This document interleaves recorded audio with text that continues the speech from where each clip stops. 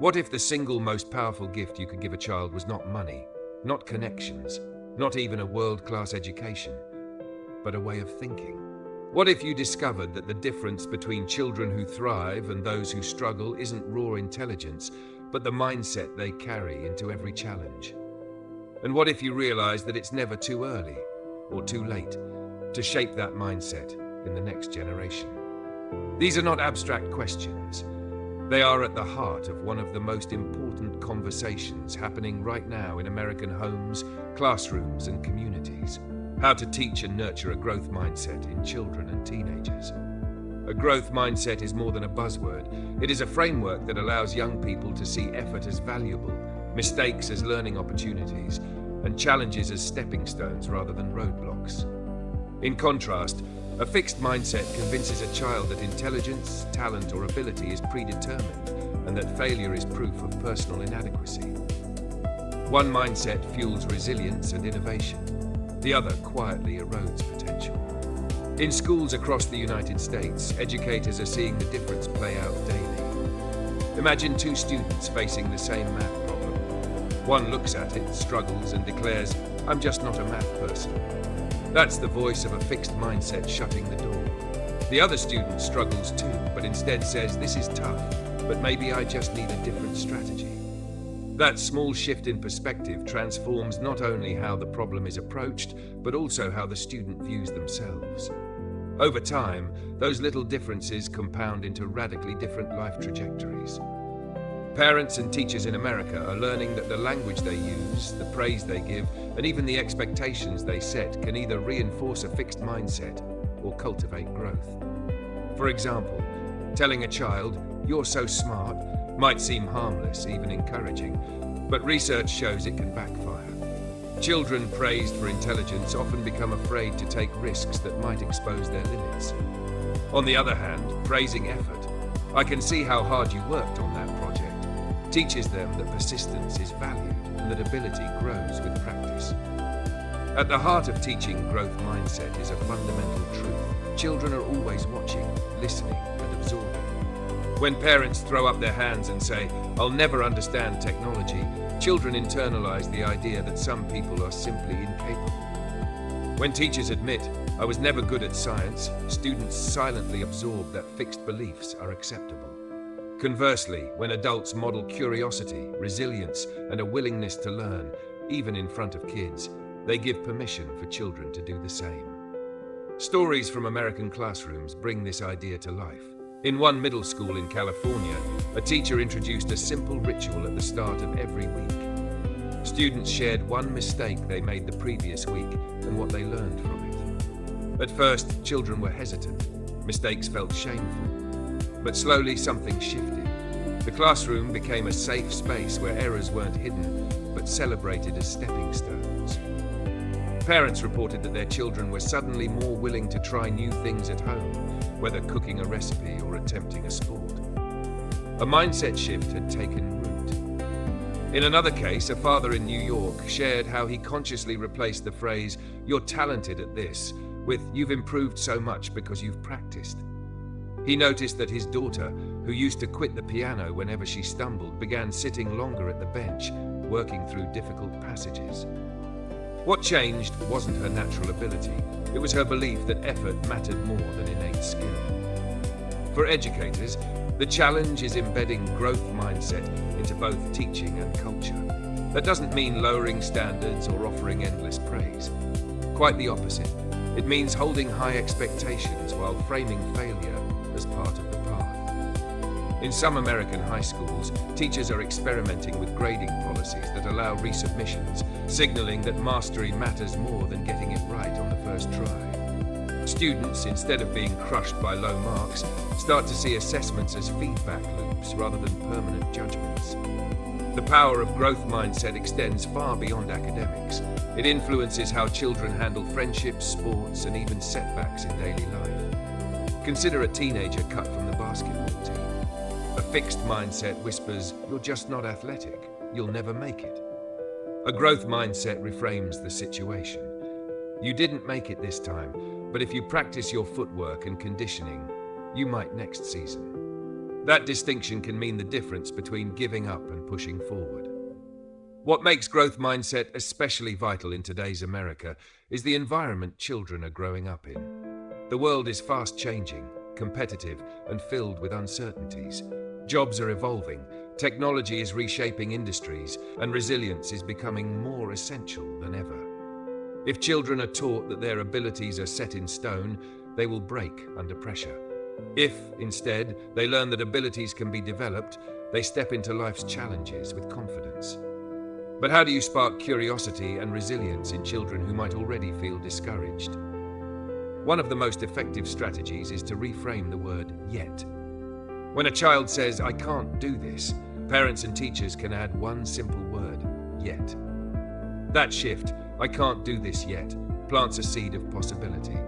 It tells the child that learning is a process, and that where they are today does not define where they will be tomorrow. Role models also matter deeply. Children look up to athletes, innovators, artists, and leaders who share their stories of failure and perseverance. In America, figures like Michael Jordan, who famously said he succeeded because he failed over and over again, resonate powerfully. Sharing these narratives reminds children that greatness is not the absence of failure, but the mastery of resilience. Still, the responsibility doesn't fall on schools or celebrities alone. Families are the first and most powerful influence. Simple habits like having dinner conversations about challenges faced that day, journaling about what I learned from my mistake, or even watching documentaries about inventors who struggled before breakthroughs can subtly but powerfully reinforce growth-oriented thinking. At the same time, it's important to recognize that teaching growth mindset is not about ignoring hardship or pretending effort always leads to success. Children need a balance of encouragement and honesty. Sometimes, despite effort, outcomes don't change immediately. The lesson then becomes about patience, perseverance, and shifting strategies, rather than blind optimism. What's clear is this: every child in America has the potential to become a lifelong learner, a resilient problem solver, and a curious explorer of the world. But potential is fragile. It must be nurtured, modeled, and reinforced. A growth mindset is not something handed down in a single lecture. It is cultivated daily through consistent messages, lived examples, and a culture that rewards effort as much as achievement. So as we begin exploring how parents, teachers, and mentors can guide children toward this powerful way of thinking, one question remains at the center. Are we willing to reshape not only how we teach kids, but also how we ourselves respond to challenges? Because when adults embrace growth mindset, children don't just hear the words, they see them in action, and they carry them forward into their own lives. In practice, nurturing a growth mindset requires more than inspirational slogans. It needs deliberate strategies, consistent modeling, and structures that make resilience a lived experience. Parents and teachers in the United States are discovering that children don't just absorb lessons through lectures, they absorb them through culture. The environment, the language, and the feedback systems all work together to either reinforce a fixed mindset or encourage growth. One of the most practical tools being used in American classrooms is something called process praise. Instead of telling students, "You're smart" or "You're talented," teachers highlight the specific actions and strategies that led to progress. A teacher might say, "I like how you tried 3 different approaches before you solved that problem." Or, "Your drawing improved because you kept refining the details." This type of feedback teaches students that success is not magic, but the result of effort and persistence. Over time, it creates a culture where trying harder is not seen as embarrassing, but as admirable. Another strategy is embedding the concept of the power of yet into the classroom vocabulary. In a Chicago elementary school, posters line the walls with statements like, "I don't understand this yet," and "I can't solve this yet." Teachers encourage students to reframe their frustrations with this tiny but powerful word. The shift is subtle, but it transforms defeat into possibility. Children who once gave up quickly now pause and reconsider, realizing that not knowing today does not define their tomorrow. Group work has also become a fertile ground for cultivating growth mindset. When students collaborate on projects, mistakes are more visible, but so is the process of problem solving together. In one Boston charter school, teachers redesigned science labs so that each group had to publicly present not just their final results, but also their failed experiments. At first, students felt embarrassed to admit missteps. But when teachers celebrated persistence and creativity, even in failure, students began competing not for perfection, but for perseverance. Parents reported that their children started applying the same attitude at home, treating chores or hobbies as experiments rather than pass-fail tests. For parents, one of the most accessible practices is storytelling. Bedtime stories don't always need to be about perfect heroes. They can be about inventors who struggled, explorers who faced setbacks, or even personal stories of when mom or dad failed and learned. When children hear that failure is universal and survivable, they stop associating it with shame.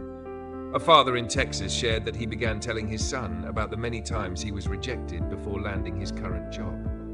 Far from discouraging his child, it gave the boy a new lens. Rejection wasn't the end, it was part of the process. Technology is also playing a role in how growth mindset is taught in America. Some schools use gamified learning apps that reward persistence, not just correctness. Instead of ending the game after a wrong answer, the app provides hints, encourages retrying, and offers badges for persistence. This design teaches children to see mistakes as part of the game rather than proof of inability. In a world where kids are surrounded by technology, these design choices matter deeply. They shape how children approach challenges even outside the classroom. One of the most powerful case studies comes from a public middle school in New York City that implemented a year-long growth mindset curriculum. Teachers were trained to change their language, parents were invited to workshops, and students participated in weekly sessions on resilience. The results were dramatic. Test scores improved, absenteeism dropped, and behavioral issues decreased. Students began using phrases like, "I haven't mastered this yet," in everyday conversations. Teachers noticed that even shy students started volunteering more answers, no longer afraid of being wrong. Sports programs in the US are also fertile training grounds for growth mindset. Coaches who emphasize effort, practice, and improvement over raw talent help children develop resilience that translates into academics and relationships. A soccer coach in Seattle eliminated the phrase "natural athlete" from his vocabulary. Instead, he told players, "Your endurance improved because you've been running every day," or "You're passing better because you're practicing your awareness." Over time, his team not only improved but also developed a reputation for grit. Parents noticed their children tackling homework with the same persistence they showed on the field. Cultural differences across America also highlight how growth mindset can be adapted to different communities. In immigrant families, for example, there is often a strong emphasis on hard work and perseverance. Educators can build on this foundation by connecting growth mindset principles to cultural values already cherished in the home. In low-income neighborhoods where children face systemic challenges, growth mindset has been particularly transformative. It gives children a framework to see obstacles not as insurmountable, but as opportunities to grow stronger. One principal in Los Angeles described it as giving kids the language of hope. Of course, challenges exist. Some critics argue that growth mindset can be oversimplified, turning into little more than motivational posters. That's why application matters. Growth mindset must be lived, not just spoken. Teachers who praise effort but still penalize failure harshly send mixed messages. Parents who tell children to persevere but don't model resilience themselves create confusion. Authenticity is crucial.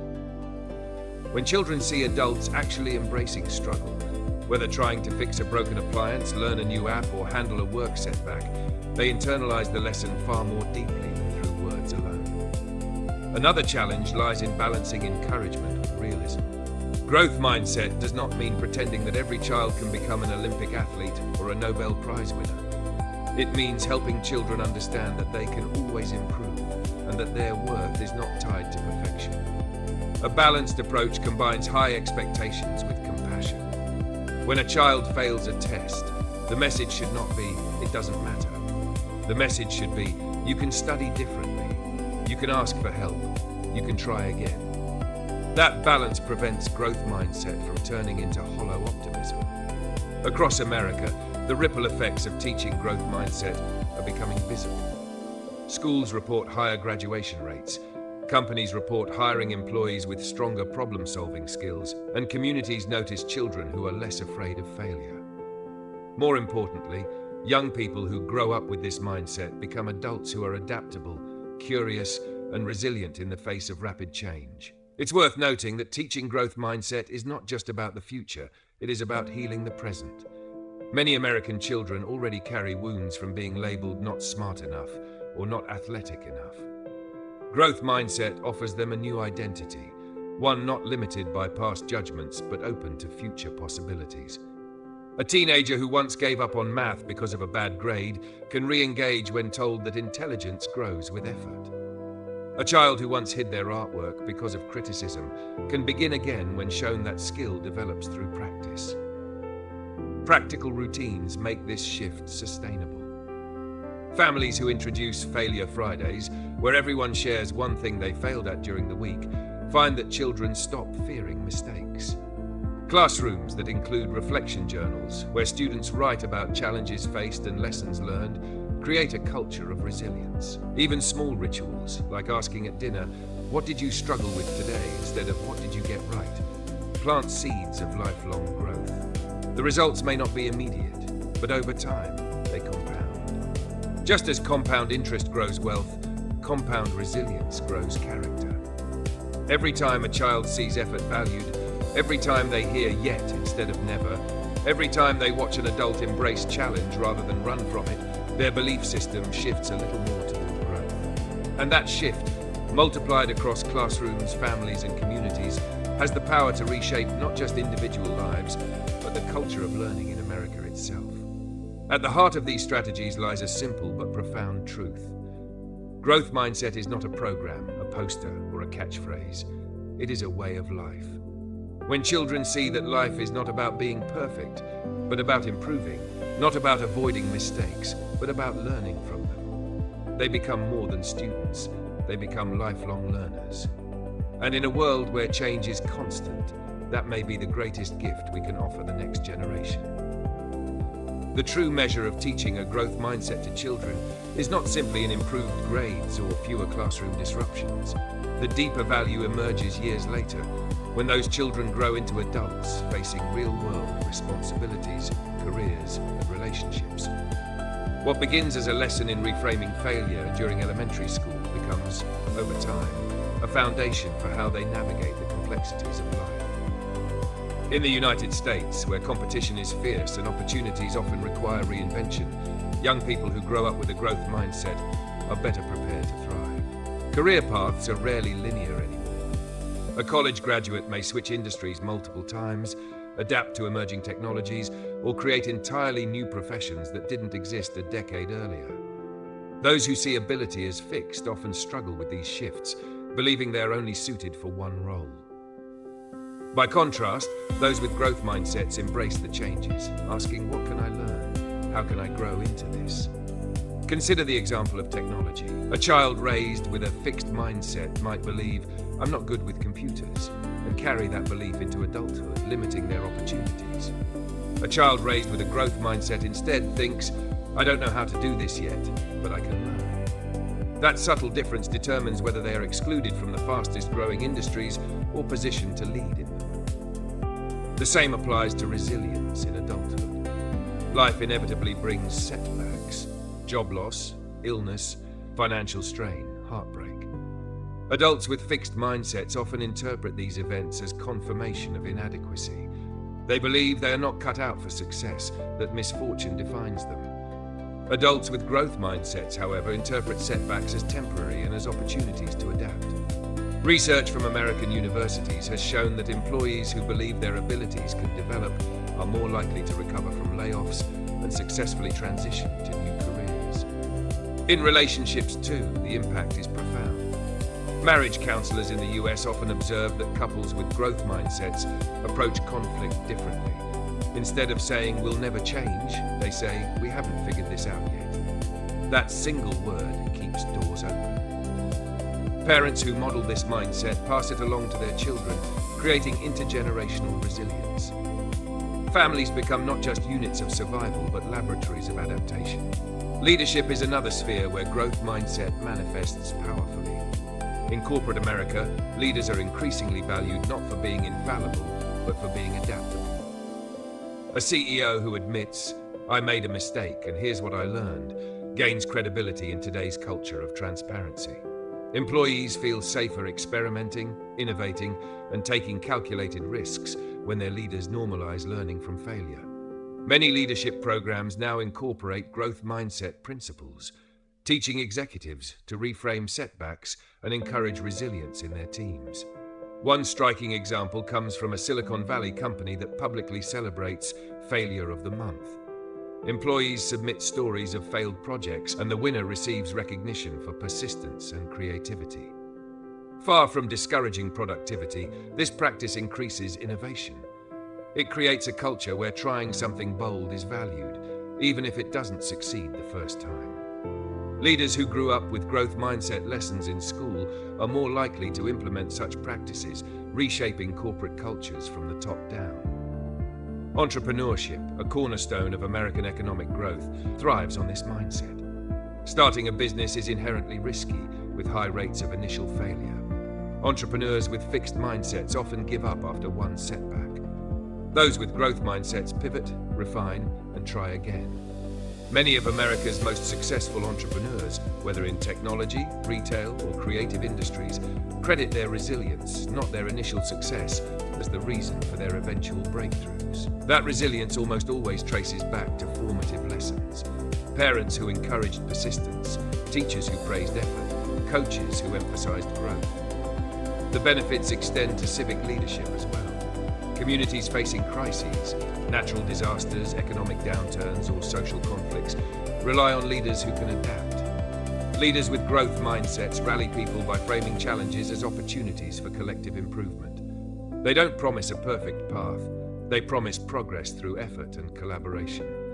This attitude inspires trust and mobilizes action in ways that rigid, perfectionist leadership cannot.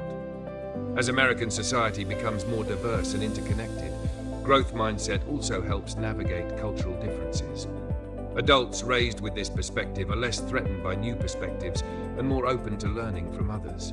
They don't see identity as fragile or success as zero-sum. Instead, they see dialogue, cultural exchange, and adaptation as enriching. This openness not only makes them better colleagues and neighbors, but also strengthens the social fabric of an increasingly multicultural nation. It's important to recognize that growth mindset is not a cure-all. Adults still face real structural barriers, inequality, discrimination, systemic obstacles. A growth mindset does not erase those barriers, but it equips people with tools to face them. Instead of succumbing to hopelessness, they persist, advocate for change, and adapt creatively within difficult systems. Studies of first-generation college students in the US have shown that those with growth mindsets are more likely to graduate, not because their circumstances are easier, but because they see persistence as worthwhile, even in the face of systemic disadvantage. This has broader implications for the American workforce. Employers increasingly seek employees who are adaptable learners rather than static specialists. The half-life of skills is shrinking. What is cutting edge today may be obsolete in 5 years. Workers with growth mindsets are more willing to retrain, reskill, and transition.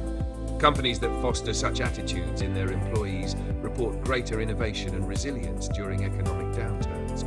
Thus, teaching growth mindset in childhood directly contributes to national economic resilience decades later. Furthermore, growth mindset contributes to mental health in adulthood.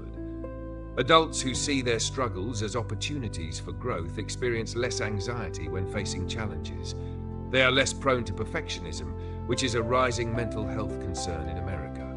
Instead of being paralyzed by the need to succeed flawlessly, they embrace the process. Psychologists note that clients with growth mindsets tend to engage more actively in therapy, seeing setbacks in progress as part of the healing journey rather than evidence of permanent brokenness. The long-term cultural ripple effect is enormous. Imagine a generation raised to believe that intelligence, talent, and resilience are not fixed traits but skills to be developed. This generation would approach innovation differently, embrace diversity more fully, and lead with humility rather than ego. In a democracy like the United States, where civic participation relies on adaptability and dialogue, this cultural shift could strengthen the very foundations of society. Practical evidence is already visible. Schools that began integrating growth mindset principles 15 or 20 years ago now see their graduates thriving in industries that demand constant reinvention. Alumni interviews often reveal that the confidence to switch majors, to launch startups, or to travel abroad stemmed from the lessons they absorbed as children. That learning never stops, that failure is not fatal, and that effort shapes outcomes. The cycle then repeats.